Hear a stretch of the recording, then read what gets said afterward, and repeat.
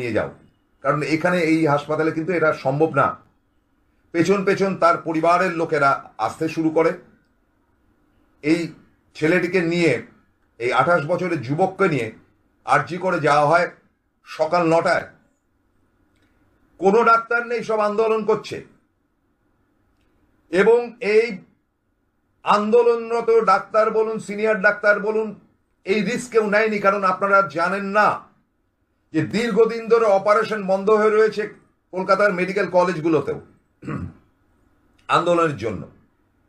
এবং 70% বেডে কোনো কাজকর্ম হচ্ছে না, ফাঁকা রয়েছে। শুধুমাত্র ক্রিটিক্যাল অপারেশন, ক্যান্সারের অপারেশন থেকে শুরু করে, কানের নাকের অপারেশন থেকে শুরু করে, গল ব্লাডারের অপারেশন থেকে শুরু করে প্রেগনেন্ট মহিলাদের পর্যন্ত চিকিৎসা হচ্ছে না। কিসের আন্দোলন চলছে? কি এমন আন্দোলন? গরিব গুরব মানুষ রাস্তায় দাঁড়িয়ে মরে যাবে? এবং প্রচুর মৃত্যু হয়েছে, হাসপাতালে হয়নি। হাসপাতালে এই প্রথম মৃত্যু হলো শুক্রবার দিন 6 তারিখ। ডেটটাকে মার্ক করে রাখুন। আমাদের চিকিৎসক, মহিলা নির্যাতিত ডাক্তারের ভয়ঙ্কর হত্যা, ধর্ষণ ইত্যাদির পর এটা কোনো অংশে কম না। এই যুবকের মৃত্যুটি কোনো ডাক্তার এগিয়ে আসেননি। সকাল 9টা থেকে 12টা অবধি টিপ টিপ টিপ টিপ করে রক্ত পড়তেই থাকে। ওভার ব্লিডেড হয়ে গিয়ে ছেলেটি ঝিমিয়ে পড়তে আরম্ভ করে। তাকে স্যালাইন দেওয়ার পর্যন্ত লোক ছিল না বলেই সংবাদ। কুণাল ঘোষ আরো বিবরণ হয়তো দিতে পারবেন। এবং এক সময় সে মৃত্যুর কোলে ঢলে পড়ে। হাউ হাউ করে কান্নাকাটি শুরু হয় তাদের পরিবারে, যে চোখের সামনে বিনা চিকিৎসায় আরজি করেই হত্যা করলো এই ডাক্তাররা এক যুবককে, যাকে বাঁচানো যেত। প্রতিবাদে নামবেন, রাস্তা অন্ধকার করবেন, মোমবাতি জ্বালাবেন, নির্লজ্জতার সীমা পাড়া হবেন। এবার যদি প্রশ্নটা তুলি, আমি আবারও বলছি, বারবার বলছি, নির্যাতিত মহিলা বা মেয়েটির জন্য আমাদের হৃদয় কাঁদছে। আমরা প্রত্যেকে প্রতিবাদী। এত বড় নারকীয় ঘটনার কোনো ক্ষমা নেই, কিন্তু এটার ক্ষমা আছে। একজন চিকিৎসক, তিনি চিকিৎসা বিদ্যায় যখন যান তখন তার পেছনে সরকারের লক্ষ লক্ষ টাকা খরচা হয়। নামমাত্র পয়সায় তারা এই মেডিকেল কলেজগুলোতে পড়াশোনা করেন।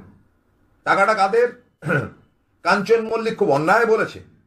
আজকে কাঞ্চন মল্লিককে যেভাবে ট্রোল করা হয়েছে, এবং যারা যারা ওই পদক ফদক ফেরত দিয়েছেন যে শান্তির ছেলেগুলো, তাদের আজকে লজ্জায় মাথা কাটা যাওয়া উচিত।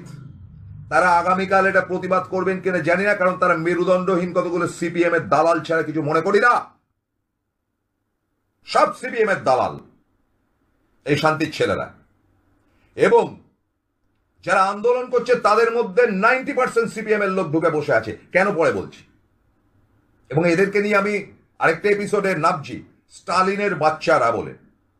আজকেও সেই নামটা দিতে পারতাম, কিন্তু আজকে নামটা পরিবর্তন করে আরজি করেও মৃত্যু, মানে আরজি করেও মৃত্যু আপনি ধরতে পারেন। আবার আরজি মানে আবেদন করেও মৃত্যু, এটাও ধরতে পারেন। এবার এই যুবকের মৃত্যুর দায়ভার কে নেবে? খুব অন্যায় বলেছিল কাঞ্চন মল্লিক।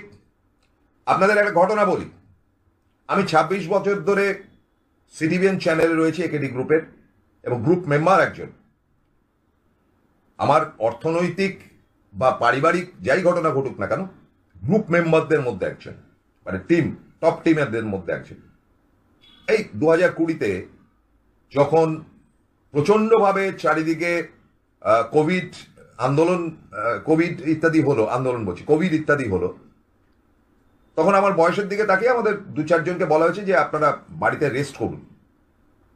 তার কারণটা হচ্ছে যে আপনাদের এই বয়সে হলে বাঁচানো মুশকিল হবে। আমার পাড়াতেই 46 জনের মৃত্যু হয়েছে, আমার 4 বন্ধুর মৃত্যু হয়েছে, আমার ক্লাস ফ্রেন্ড। তো আমি দেখেছিলাম যে ওই সময় আমাদের চ্যানেলের থেকে সমস্ত বিজ্ঞাপন, আমার চ্যানেল কেন সব চ্যানেল থেকে বিজ্ঞাপন উদাও হলো, যে ক্লায়েন্টেল যে বিজনেসটা থাকে সেগুলো উদাও হলো। সংস্থার প্রধান নিজের ব্যাংক ভেঙে ফিক্সড ডিপোজিট ভেঙে প্রত্যেককে মায়না দিলেন 3 মাস। শুধু তাই নয়, সকাল বিকাল খাইয়েছিলেন, যে তারা বাড়িতে গেলে আবার কোথায় থেকে জার্ম লেগে যাবে বলে আলাদা আলাদা শোয়ার ব্যবস্থা করেছিলেন। এবং আমাকে যখন বলা হলো আমার বাড়িতে আলু, চাল ফাল ইত্যাদি পাঠানো হচ্ছিল, কি খারাপ অবস্থা আমাদের, তখন আমার বড় ছেলেটারও চাকরি চলে গিয়েছিল, ছোট ছেলেটা আরো ছোট ছিল। But I refused salary. আমি 2 মাস বাড়িতে বসেছিলাম। I refuse salary because I M a member of AKD group. আমার মনে হয়েছে আপনি কষ্ট করে যাদেরকে দিচ্ছেন, আমি কষ্টটা করিনি, আমি এটা নিতে পারি না, আমি কাজ করিনি বলে নিতে পারি না, আমাকে জোর করা হয়েছে, আমি নিই। কারণ আমি একটা আর্মি পরিবারের বৃদ্ধ, আমার কাছে ইজ্জতটাই বড় কথা। আচ্ছা আপনি বলুন তো, যে আপনারা যারা প্রাইভেট কনসার্নে কাজ করেন, আপনারা পারবেন সকালবেলা গিয়ে সই করে সারাদিনের নামে বাইরে অফিসের বাইরে চলে যেতে, মাস গেলে আপনাকে পুরো মায়না দেবে? এটি তো করছে ডাক্তাররা। ডাক্তাররা কি করছে, সকালবেলা গিয়ে ঢেরা মারছে ওই জুনিয়র ডাক্তাররা, এবং তাদের মায়না কারুর 38,000 টাকা থেকে 74,000 টাকা অবধি বলেই শুনেছি, আমার ভুল হতে পারে কিন্তু এটাই শুনেছি। এবং তাদের যে স্যালারিটা আসে সেটা আমার আপনার ট্যাক্সের পয়সায়। বলতে পারেন যে স্যালারি দিয়ে কি মমতা বন্দ্যোপাধ্যায় আমাদের মাথা কিনে নিয়েছেন? না, গভর্নমেন্টের কাছ থেকে পয়সা, যে গভর্নমেন্টের পয়সাটা আসছে কোত্থেকে? আমার আপনার জিএসটির পয়সা থেকে আসছে। আমাদের পয়সায় তারা পড়াশোনা করছে, আমাদের পয়সায় তারা চিকিৎসক হচ্ছে, তারপরে আমাদের সেবা করছে।